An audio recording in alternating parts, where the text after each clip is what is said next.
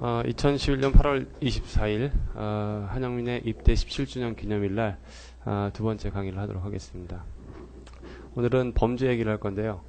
그 강의를 올릴 때마다 그 옆에다가 그 초, 중, 고 이렇게 올릴 겁니다. 초, 중, 고란 난이도를 얘기하는 거죠. 근데 그 일반적으로 초나 뭐 중 이렇게 정하는 경우가 많을 거예요. 왜냐하면 대부분의 경우가 거기에 해당하기 때문에. 그래서 오늘 범죄 얘기를 할 건데 범죄 얘기를 하더라도 제대로 그 초급부터 고급까지 다 다루려면 최소한 2시간 이상 걸리고 이거 하나의 특강 그 주제예요. 근데 이제 오늘은 간단하게 한 남자가 범죄를 저질러서 감옥에 가고 기소되고 법정에 서가지고 재판을 받고 유죄 판결을 받은 다음 감옥에 가고 감옥에 갔다가 출소하고 그 사람은 뭐가 되고 이런 간단한 정도만 할 겁니다. 그래서 10분짜리 2개 정도면 딱 될 것 같아요. 여러분이 한 10분 될 것 같으면 그 전에 얘기를 해주세요. 그럼 2부로 넘어갈 겁니다. 그래서 이제 바로 시작을 할게요. 그 오전에 그 다른 강의에서도 얘기했지만 그 단어를 공부하는 가장 좋은 방법은 영어를 모국어로 사용하는 사람이 써놓거나 말해놓은 글을 보면서 그 맥락을 익히면서 내가 거기서부터 추출해서 얻는 게 제일 좋지만 지금 거꾸로 맥락을 그 단어들 주요 쓰이는 단어들을 정한 다음에 그걸 맥락 속에 넣어서 여러분에게 설명을 할 거다 이런 얘기인 거예요. 여러분 뭐부터 할 거냐면 미스터 스미스라는 사람을 소개하겠습니다.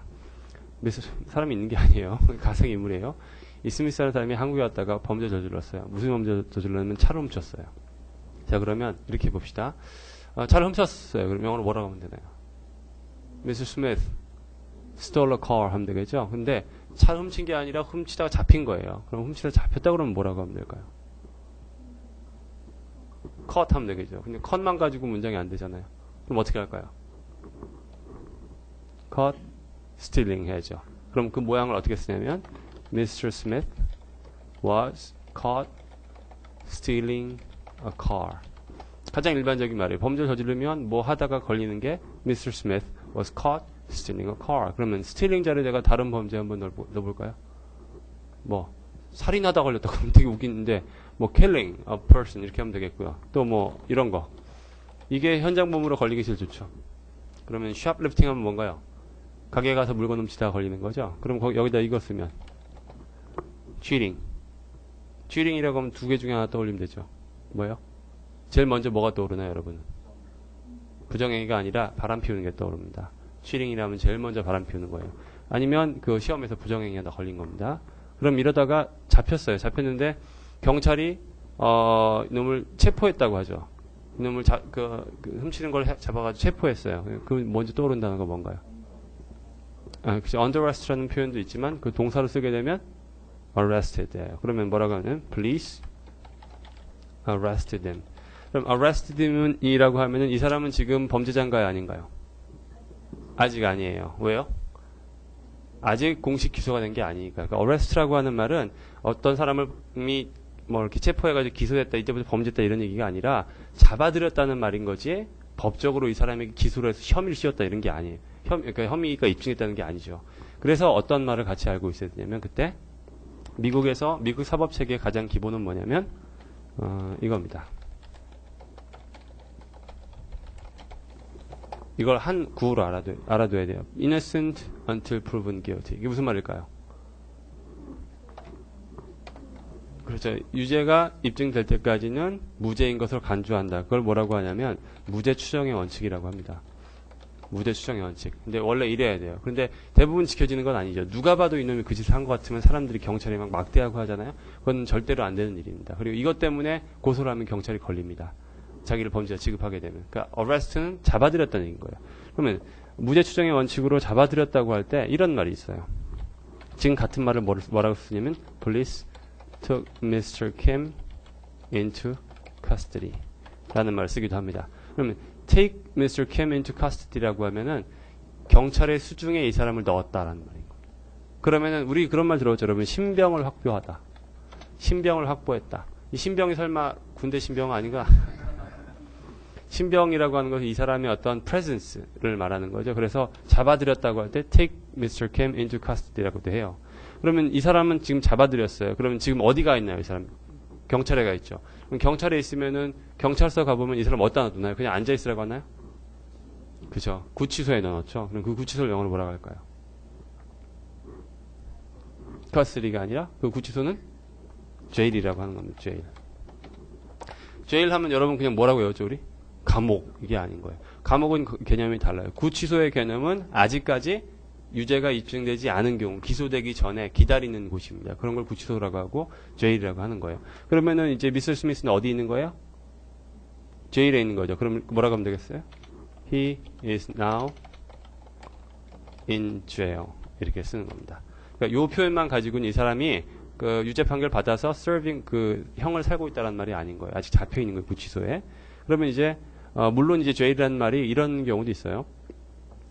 그냥 감옥을 구치소로 써가지고 jail 감옥과 같은 말로 쓰기도 하는데 일반적으로 말하는 jail은 틀린 겁니다. 뭐하고 틀린 거예요?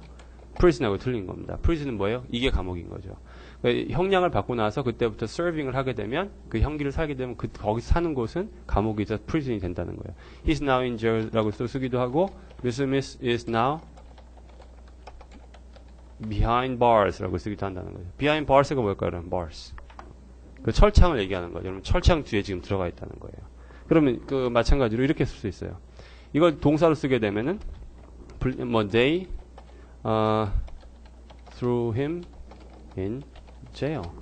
그럼 우리말로 하면 뭘까요? 딱 감옥에 집어넣어버렸다는 거죠. 물론 이제 throw 하면 좀 표현이 강하니까 뭐라고 써요? put him in jail 이렇게 쓴다는 거예요. 지금 나오는 말들이 가장 일반적으로 들리는 말이에요. 누가 잘못했으면은. 이제 이 사람이 들어갔어요. 감옥 이제 구치소에 들어갔으면은 이제 그 다음에 할 일이 뭘까요? 조사를 해야 되죠. 그럼 조사를 하면은 지금 스미스가 지금 조사받고 있어요. 경찰에서 어떻게 얘기하면 될까요? He is now under investigation. 지금 조사를 받고 있는 게 investigation, under investigation이에요. 그러면 조사를 받다 보니까 범죄 혐의가 확실해졌어요. 그래서 경찰이 누구에게 연락할까요? 갑자기 이 사람들이 법정에 넘기나요? 아니죠. 법정에 넘기는 건 누구죠? 검사가 넘기는 건 검사. 검사는 사람이고 그 검사 측을 검찰이라고 하는 거죠. 그럼 검찰은 뭐라고 하면 될까요? DA는 District Attorney라고 해서 지방검사라고 해서 그건 직책 이름이에요. DA는. 검찰은 The Prosecution이라고 하는 겁니다. The Prosecution은 그 검찰 측을 얘기하는 거고 거기서 한 사람이 나오죠. 그 사람이 누구예요? The Prosecutor인 거예요. 그러니까 그때는 A Prosecutor 이렇게 되는 거죠. 이 사람이 그럼 이 사람이 뭘 하냐면 이 사람 공식적으로 기소를 해야 되겠죠. 이 스미스를 그럼 공식적으로 기소했다고 하면 뭐라고 하면 될까요? Officially indicted라는 단어를 씁니다. indicted 이렇게 했어요. 그럼 이게 기소가 되는 거고 이게 구체적으로 이제 이 사람을 어디에? 그 법정에 데려가겠다 이런 얘기인 거예요. 그러면 indicted 했는데 그냥 indicted 하면 말이 안 돼요. 항상 여기 뭐가 따라 나와야 될까요? 검찰이 기소했으면 끝나면 안 되죠. 뭘로? 왜? 그렇죠. 왜가 어디에 들어가냐면 무슨 혐의로 검찰이 누구를 기소했습니다. 이렇게 되는 거예요. 그럼 무슨 혐의로라는 말이 그래서 항상 indicted 하면은 따라오게 돼 있다는 거죠.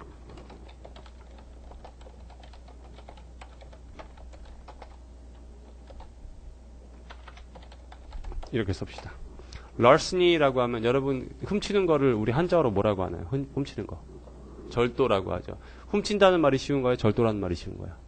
훔친다는 말이 쉬운 거죠. 그러니까 steal 했다는 거는 theft라는 말은 쉬운 말이고 그걸 갖다가 범죄 혐의명으로 만들려면 larceny가 되는 거예요. 그게 절도예요. 그러면은 car theft and larceny 좀 웃기긴 하지만 차량 절도 및 절도 혐의로 차량은 절도했는데 절도하려고 하다가 그 안에 있는 물건까지 훔쳤으면 차량 절도 따로 그거 절도 따로인 거죠. 그러면 이런 혐의로 기소했습니다라고 하는 거예요. 그럼 기소했다라고 하는데 그 관련해가지고 또 뭐도 생각해야 되냐면 여러분 어떤 단어 들어봤어요? sue가 아니라 sue라는 단어를 들었어요. sue 하면 금방 떠오르는 우리말이 뭐죠? 고소한다는 거죠. 그럼 고소는 누가 할까요? 고소는 검찰이 하나요? 검찰이 할 수도 있습니다. 예를 들어서 구체적인 그 고소자가 없을 경우에는 그 검찰이 고소를. 예를 들어서 누가 지금 보니까 정부에서 누가 비리를 저지른 게 분명히 드러났어요. 근데 그걸 누가 찾아냈기만 했지 공식적으로 고소하는 사람이 없으면 검찰이 직접 고소할 수 있어요. 근데 일반적으로는 예를 들어서 누가 싸움이 났어요. 내가 터져가지고 전치 8주가 나왔어. 그럼 내가 이 사람을 고소할 수 있는 거죠. 그때 수를 쓰는 겁니다. 그러니까 개인이 할 수도 있고 회사가 개인을 할 수도 있고 개인이 회사를 수할 수도 있는 거예요. 그럼 어쨌건 간에 수가 되면은 이제 그게 넘어가서 검찰 측이 연루되고 또 고소를 받은 사람은 어떻게 하면 되겠어요?